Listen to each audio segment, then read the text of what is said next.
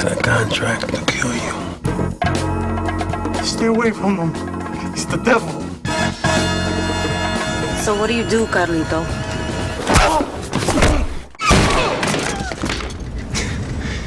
If I don't get my $2 million back, your testicles are gonna be jammed in your eye sockets. You the one that's getting shot up. You out your fucking mind? Hey, you fellas want me out? You don't know nothing about punk me. Is a fucking punk, Reggie. Lies, lies, lies. You're a professional liar, huh? Oh, come on, Carlito. You know better than that. Prisoners on this one, Jack. Just corpses. Good thing for us he didn't come in shooting, huh?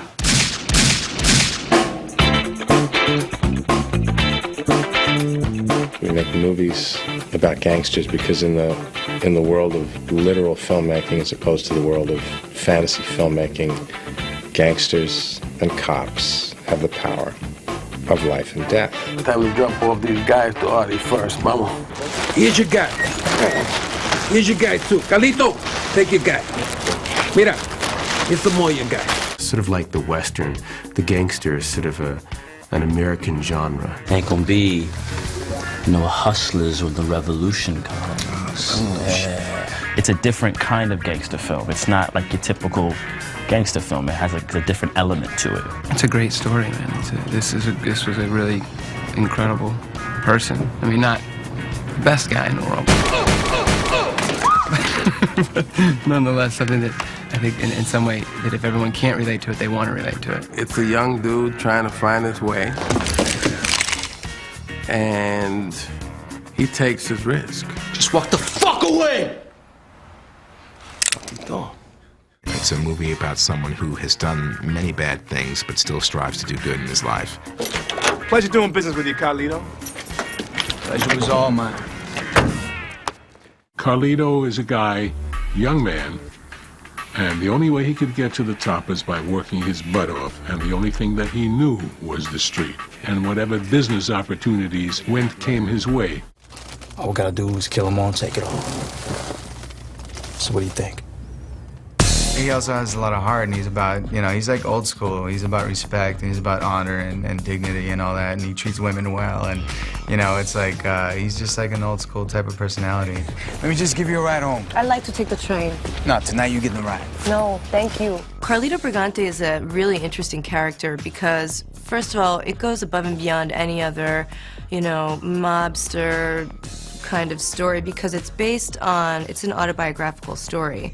Loosely based, but it's based on Ed Torres, and Ed himself is a really interesting character. There's a whole bunch of guys in Harlem that that knew me and grew up with who claimed they were Carlito Brigante. And I always say, no, there's no way. You're too ugly, you ain't made no money, you know what I mean? You spent your whole life in the joint, things of that sort. But the character has taken on kind of a life of its own. I'm Carlito Brigante. You ever heard of me? And I know fucking dry cleaner.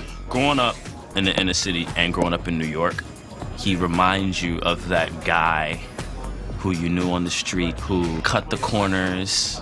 You've been at war in Harlem. Blacks, Ricans, Italians. So here, me, Rock, and Winner will put something together, and you want to mess it all up. That ain't right. He made it happen, but it was like an urban legend. I know who you are, Carlito Brigante. Droguero. He reminds me of someone from a boat from Cuba that just squeezes himself across and is faced with a bare slice of bread. He would like a little more. You think you own this neighborhood? And all the hard-working people, they belong to you, but no, all you own is the junkies. You got it all wrong, Cifredo. In many ways, it's not too dissimilar to Scarface. It's about coming up, starting with nothing, okay, and then becoming successful in whatever world you choose. Actor. Carlito Brigante, you ever heard of me?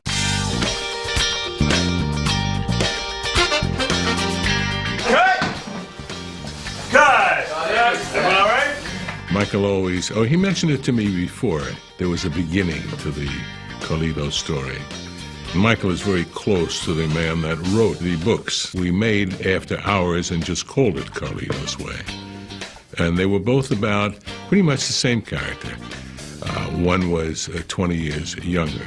And inasmuch as I wanted to make this film with Pacino, he couldn't play, in spite of his ability, he couldn't play 21, 22, 23. Hold that cigarette like you mean it. Right away, I started to scout locations and get a feel of where I wanted to shoot it. And every street I picked in Harlem, I mean, when the location manager showed up, I handed him my pictures. I said, this is where I want to do this here and that there, and this is where this guy is, and this is where that guy is. When I came on as location manager and we started scouting, it was almost as if the work had been done because he had basically mapped out every location that was going to work for the film. And he said his challenge to me was, okay, now find me one better. Come over here and do your thing in the mirror. Michael always felt that he wanted this film to appear older, not specifically older as far as date, but to have more of a timeless quality. The challenge is trying to find, 15 feet that doesn't have a Dwayne Reed or a Starbucks on it anywhere. It was much more daunting than I thought it would be. You run, you're scouting these things, you're walking by, you're doing it from your car because it's freezing cold outside, and then you get there with Adam Hollander, your cinematographer, and he looks at you and shakes his head, and you get back in the scouting van and you keep going. We spend an enormous amount of time together with Michael, production designer, location scouts, and location managers, trying to find the right solutions to our production problems. The big things and most problematic are the large exterior scenes where we need all four corners of an intersection. We spent a lot of time, for instance, looking for this courtyard. And we found one, and I believe that's probably the only one of that type in the city. The script was they would come out of this club in the back, and there's not really, in New York City, you don't really have alleys, dead-end alleys. And we finally found something that would work out. You ain't gotta leave out the back door. But you fucked up, right? I apologize. The quality that our Carlito had to have several things. He had to be an attractive guy. He had to be young. He had to be 22. He had to be likable, because unless this character is likable, you don't have a movie. I'm only letting you out of here if you have dinner with me. Otherwise, coming into the house, wake everybody up, introduce myself, maybe make some coffee. I'm off Thursday. He definitely brings a sensitivity to it, which is, I think, very appropriate because it's young Carlito before he's gone through a lot of these things where you see there's kind of a hard, tough exterior, and he just wants to get out. There's some vulnerability there. I really particularly love what Jay Hernandez is doing with his character because he's making the connection. I know. I saw that. That's too much, man. He's like, whoa, we're all fucking high over here. I took Jay uptown and introduced him around and made him some new friends and said, this is how it is, and just be it, do it, learn it. Roll with the boys, learn the Harlem Shuffle. And it was tough because he wasn't from New York. That was the only tough part, is he was not a New Yorker. So I put him together with a bunch of guys from the neighborhood, and they adopted him. That was his training. Do you know what this is? It's chump change. Who's gonna play Hollywood Nicky? I wrote the part, and you go over in your head who can play this, who's big enough. Is Jim Carrey? No. Julia Roberts? No. I mean, who's gonna be the perfect Hollywood Nicky? And I suppose I was driving down Broadway and I saw him. There he was, up 500 feet above Times Square, looking down upon us all. The Emperor himself. Brother, relax. You come in next week, work something out. First of all, I ain't your motherfucking brother. And ain't gonna be no next week unless we work this shit out now. Right now. I can see, like, everything that he does, he's like a perfectionist. He wants it to be done well. He would come in with ideas for his character. It was his idea that we introduced Hollywood Nicky sipping from a gold tea set. He put together his own wardrobe. He came up with the lambskin coat, and he really, he gave it his all. What is the first commandment the Lord God gave us? Don't mess with Hoppy. Sean definitely personified Hollywood Nicky, that's for sure. But you know, more than anything, the thing about Sean, I want you to know this, okay? I wear 42 short. Sean, if you're watching this, I'm a 40 regular, and I like single-breasted cuts. I like my shirts large, maybe a little extra large. And darks, you know, blacks, grays, and browns. And I usually go 36, 38 waist, but I'll stick to 36, okay? Because, bro, I want to look good for you. I'm very happy and I'm very proud of the fact that these films captured the essence of what my books were about. I think the film is about the urban community, and that's what makes it attractive for that audience. And I think if you're not from that audience, you're fascinated by that world and you're fascinated by those people. I couldn't imagine directing a movie I hadn't written, because then there's always someone who'll know the story better than me. It's been fun working out here.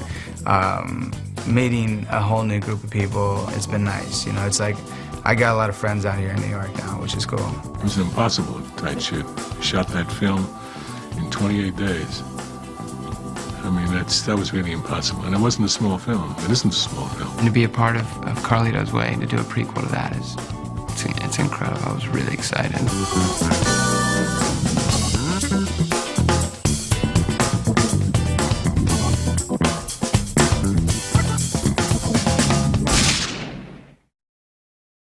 The original CARLITO'S Way was something I thought was very well shot. And at first I was like, well, how are you going to do a prequel to it? But they did it. I'm Carlito Brigante. In the one with Al Pacino in the original, it was really later in life, after he had really been trying to get out of the business, and you just keep hearing about his heyday and how much he was coming up in New York and the earlier days, but you never get to see it. So it was kind of exciting to know that we're going to see Carlito Brigante in his young part of his life.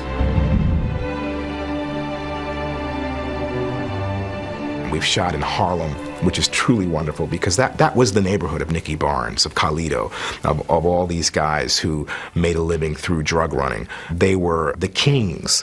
And to be back, although Harlem has changed and been gentrified quite a bit, Spanish Harlem is still very much the way it used to be. I think the story of New York is kind of timeless. New York has this energy that's very different and unique. Carlito is capturing a little portion of that. You'll never have like another New York, you know, another Spanish Harlem. It's even changing now, you know, it's not the same. It's not what it used to be. So this is like a little bit of history. And a lot of the things in this story are based in reality, things that really happened, you know, like the heroin trade and coming into Harlem and, you know, filtering through the Italians and going to the other groups that like really happened. I think that the fact that it's based in history and the fact that a time period looks so cool, the wardrobe, the style, the talk, is just a very unique thing. The late 60s is a funny year, as I remember it anyway. New York is a pip. You take the sign down in New York, it could be in Bombay, it could be in England. It's just a pot of mixture, which is wonderful.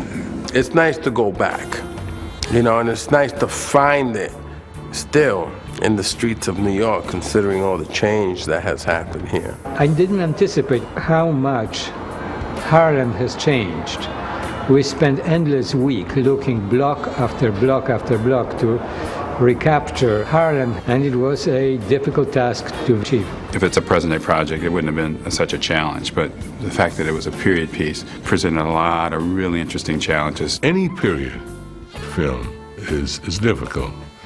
I mean, you start with cars. You can't use modern cars. You've got to use cars of that period or before that period. You can't get a rooftop because you have these silver rooftops, air conditioning units, things that just don't fit. Things that weren't around. Phone booths, mailboxes, all of the things that everyone takes pretty much for granted when you just walk around, all of that was different. All of these things have to be thought about and acquired and placed before shooting. It even means trash, because trash was different. In those days it was a little trashier. The place has been cleaned up a bit since then. We're adding trash, adding period signs, period garbage cans, also our period cars in the background. That's a 71 Matador, AMC Matador, and a 63 Ford Thunderbird, and then there's a 68 Dodge Coronet, and then there's a 1960 Rolls Phantom. Check out this nice white Rolls Royce. What? Nicky! What the fuck? Tell me Back to one. Take two. The shoe shine scene with Combs, he was sitting prominently on Lenox Avenue, and we knew from the very beginning that was going to be a difficult day. We were hoping it wouldn't draw too many people, and it didn't. The big challenge that day was the weather. Hey, Carl, do we have a plastic bag for A-Slate? We get rained out, and then we had to come back again to the same neighborhood, I think 2 more times. Sometimes you just have to scale down what you want to do, or sometimes you can't get what you want because of weather changes prevent you from clearing an entire block. These are the kinds of things that just kind of wreak havoc on a location. Action, Mrs. Bartolotta. Hey, Artie, remember you gotta pick up Tommy after practice. All right. Today we had a scene with a golf club where a bad guy beats up 3 people and they throw him in the trunk of a car. Get in the trunk, you bald-headed fuck. That location, there was so much happening there that, you had to cover it from a lot of different angles. Oh, motherfucker. We needed a good stretch of brownstones on both sides of the street. And those brownstones had to be period. We had to take the air conditioners out. We had to make sure the doors were right, the windows were right. And we had to take out the bush and the carry signs in the windows. That was a challenge. It was very tough. Coca-Cola ads are different. Hair, clothes. You can't dress anybody in today's dress. It just doesn't work. The wardrobe, I love it. I'm really hoping that I get to take some of it home. It's all about the fashion. It's funny to see the boys because they're wearing things that they're much less accustomed to wearing. Polyester, Temptation shirt, buttery leather jackets, tight pants. I had to get used to the tight pants, But other than that, it's just so cool. You come to work and then you put on the clothes, it just consumes you. I loved the materials from that particular time, the tweeds, the striped shirts, the leather. I'm feeling the black leather jacket. That's the character, that's Carlito. You look good, baby. There's definitely times when it's challenging to shoot in New York. For example, we were doing this one scene where we're doing the interior of a car. So we had the car on a lift. Every time we go around, there was like an audience of like 50 people. Carlito! Cut, do it again. Cut, do it again. Cut. We had the noise interfering with our lines. That was challenging, but at the same time, it was really cool to see people into it. Hello, guys. Rehearsing. Moving in. People will come out and watch you work. You have to have the people come out and be inquisitive and cheer us on and stuff like that. You can't beat it. There's nothing like shooting a film in New York. It's exciting, and it gives the story all of the visual elements that it needs, but it also gives it a particular essence that I don't think you could recreate anywhere else. We would all be trying much too hard if we were shooting on a soundstage or in Los Angeles. You could find a location that might look the same, but I don't think it would feel the same. You couldn't shoot this movie in Toronto, you couldn't shoot it in Los Angeles, you couldn't shoot it anywhere else but New York City and Harlem, USA, where we've been, and it comes across. It's been challenging at times because you have jackhammers and horns and like kids running on the floors above you. Aside from that, it's been real cool to see like the old looking part of Harlem. It's challenging, but there's an energy to New York that you really can't find anywhere else, I would think it's safe to say, in the world. It's just a very unique place, and there's an amazing energy and culture here. Being period, the vibe and the culture at that time, it's neat because we're actually shooting in Harlem, and you step onto those streets even, and you feel that vibe through the great job they've done with these costumes and like the cars and the locations, and you sort of get the sense of what it really was like to be back. It's amazing how New York was set up in those days, where it really was like, there were all these boundaries that just couldn't be crossed. In any way you cross the line, could get your ass killed.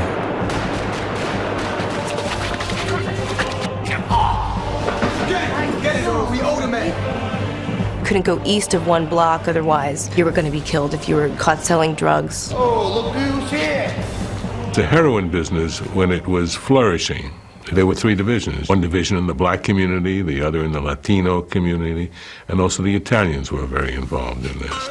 The Italians, see, they ain't going to 125th Street to deal with the brothers, and they ain't going west to deal with the Puerto Ricans. Rocco, Carlito and Earl all get together. The three of us find this unique bond, like your best friend. You know, you find that bond that's so strong that you are, in a sense, a brother. And that's what the three of us become. They form alliance and friendship to get by, and they keep that going through mistakes, through good moves, through loyalty and love, and they don't discard each other under duress even. Everybody was very segregated. Black Harlem and Spanish Harlem and the Italian side, and it was like a rare, strange thing to see these guys come together. But what brought them together was drugs. Each one of us respectively, you know, goes into our community and makes the deals. So I make the deals with Hollywood Nicky, and of course Rocco deals with the Italians, and Carlito, you know, obviously with the Puerto Ricans. These groups don't really mix. Fucking spick and the nigger. Come on, get him out of here. For me as the Italian to bring these guys in, it's not an easy transition. Only when we prove ourselves through work and by making the Italians money do they sort of get accepted, I guess, but barely. Any of you guys fuck up, you wrote that. It's just a business relationship with the Italians. The Italians don't like anybody. He likes you guys. What are you talking about? He called me a spick. Look. He's getting us a 10 kilos on consignment. It's a relationship that's built out of necessity, you know, because they want to get their drugs moved and they want to make their money. To have these three guys, the Puerto Rican, Italian, and black guy all come together is really unique because they come together in prison, and even in today's prisons, those three groups don't really mingle. You have this sort of ethnic fusion of the three of us, and I like that aspect. I hadn't seen that before in a picture like this, so it's one of the things that I was drawn to. And throughout the movie, there's a respect of the three of us, that we are sort of, you know, the dark side of the three amigos. To my brothers of other colors, from other mothers, my two best friends in the whole world, Rocco, Carlito, I love you. Carlito and Earl and Rocco are just like brothers. And so Earl's younger brother, Reggie, is sort of like an extended family, you know, and he's constantly getting in trouble, constantly opening his mouth and saying the wrong things. And we're trying to run a business, and he's always getting in the way. Fuck your dead mother. Reggie can't seem to get it right. I'm this frustrated big brother, but I'm also a gangster in the other underworld, too. You know, I mean, I'm not the best role model to follow, obviously. What do you think you're doing? You putting up schools and nursing homes? You motherfuckers are heroin dealers. So Earl asks me to help him out, you know, kind of straighten him out and set him straight. Teach him how to dress right, you know. Man, some respect. Maybe school him a little bit, give him some guidance, and that's a costly endeavor. Hey, Reggie fucked up. I apologize. You ain't gotta answer us. He does. Rocco and Carlito can't control this kid anymore. He's really taking it out there. Earl comes back there, big brother Earl, to straighten it out, and Reggie pulls a gun on Carlito. And it's a real tough decision because I have my biological brother threatening to kill my spiritual brother. Either I'm gonna die or Reggie's gonna die. You dying first. Earl has to make a choice. He chooses me over his blood brother. But that just goes to show how strong the relationship is between these three guys. It's a love story between three guys who grow up in this ugly world together, who care deeply for each other. We're able to sort of see the future beyond the racial divide. And there's a great sort of philosophy in that in the future, it's not going to be about race.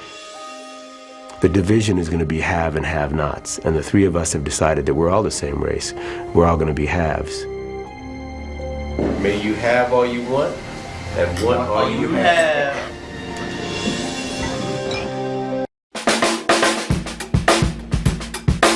I'm gonna take you behind the scenes with Early Earl. Now listen, we gotta keep it kind of quiet because they're shooting the scene here. The lights going down, people get a little, you know how it is when the lights going down. Because, you know, God don't wait for nobody. Come on with me, I'll take you behind the scenes. Action!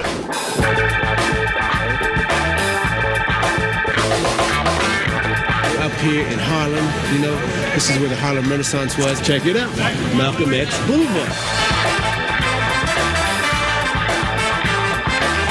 And in this case, being that it's a gangster movie, and I love gangster movies, it's all about the fashion.